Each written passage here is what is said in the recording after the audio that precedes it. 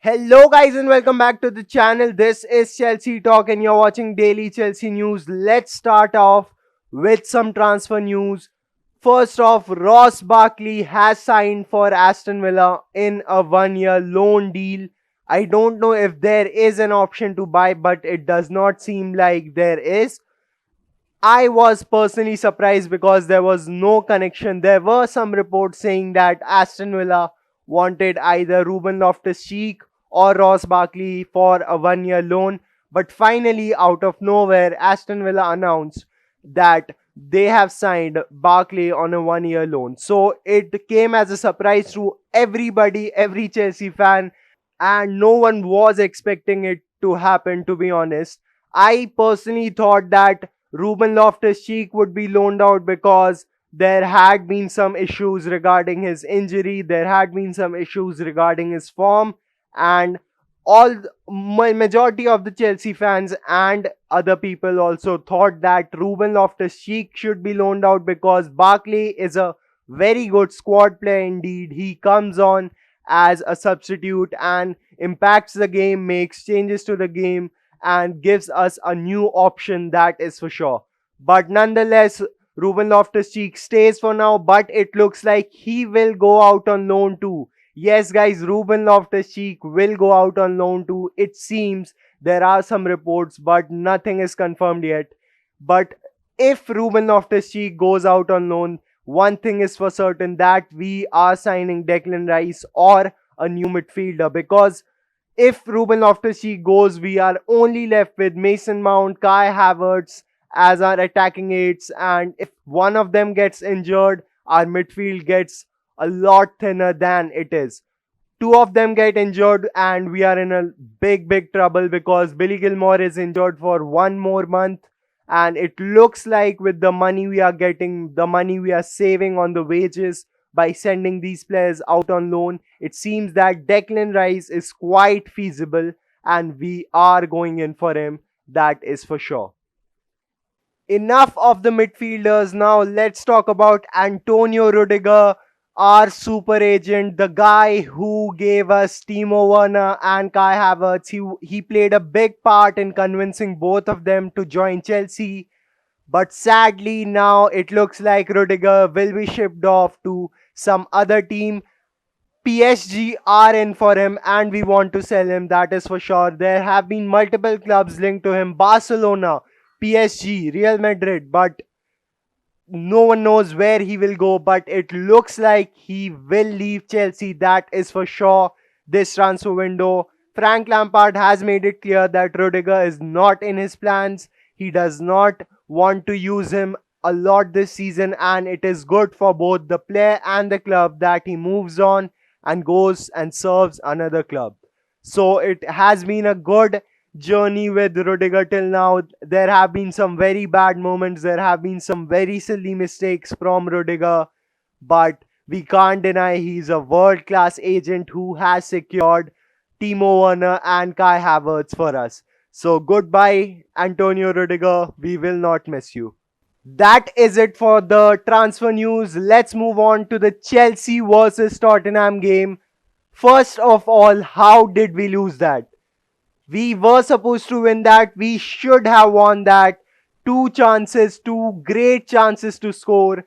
Just a neat little through ball, and either Timo Werner or Tammy Abraham would have scored. But Callum Hudson-Odoi and Mason Mount both did not pass, could not pass. Mason Mount passed, but Eric Dyer blocked it. It was just a simple pass, and if it was Kai Havertz, I'm pretty sure that he would have passed to Werner, and Werner would have smashed that top bins. Same with Callum Hudson-Odoi. He was supposed to pass, but he took a weak shot, and it did not help us a lot. First of all, first thing I want to say is Frank Lampard needs to stop playing Mason Mount in every game. He plays every game Frank Lampard manages. Mason Mount has played every game this season. Every game.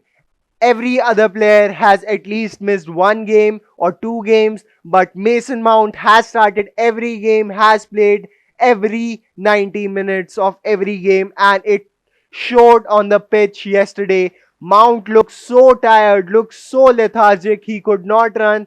He is known for his running. He is known for pressing down players. But after the first half, I will tell you, he looked exhausted, and it was due to the fact that he is playing every match.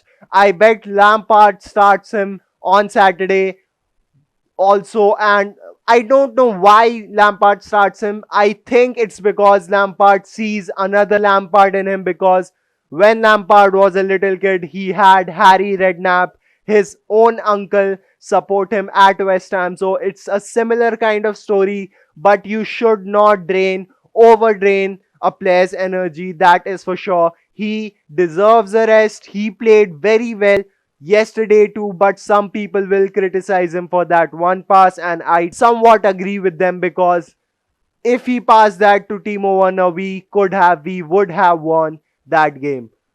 Enough of the Mason Mount talk. Let's talk about Callum Hudson-Odoi. He was once again fabulous. No mistakes in his display, but that one pass which he took a shot on, that one pass to Tammy Abraham, one thing changes the whole game, and it was the case with Callum Hudson-Odoi. He played well in the first half, no doubt about that, but he slowly and slowly struggled to get a hold in the game, and soon he was not the best player on the pitch by a margin.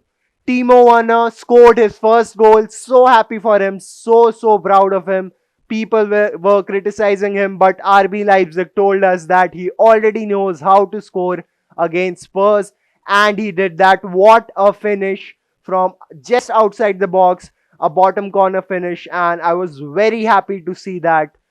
But ultimately, we lost. Not proud of that game. Not proud of Frank Lampard. He deserves some criticism. First of all, why play Mount in every game? Second of all, why don't we have a specific tactic for every team?